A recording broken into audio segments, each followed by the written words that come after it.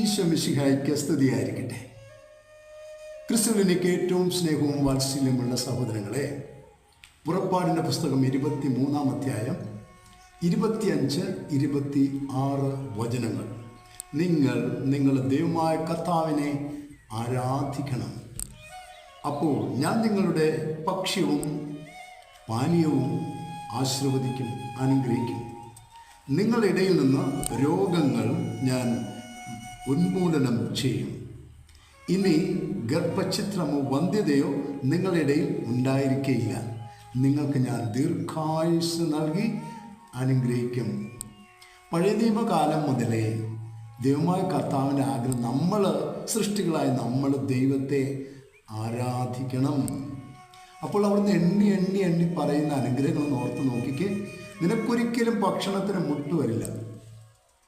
നിങ്ങളുടെ ഇടയിൽ നിന്ന് ഏതു തരത്തിലുള്ള രോഗവും മാരകമാകട്ടെ ഞാൻ ഉന്മൂലനം ചെയ്യും. ഇനി ഗർഭഛിദ്രമോ വന്ധ്യത ഉണ്ടായിരിക്കുകയില്ല.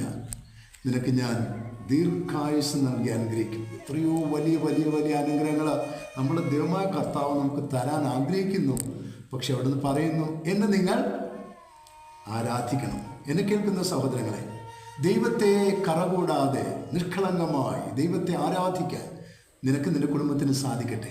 സർവശക്തനായ ദൈവം, നിത്യം പിതാവും പുത്രനും പരിശുദ്ധാത്മാവും നിന്നെ അനുഗ്രഹിക്കട്ടെ. ആമേൻ.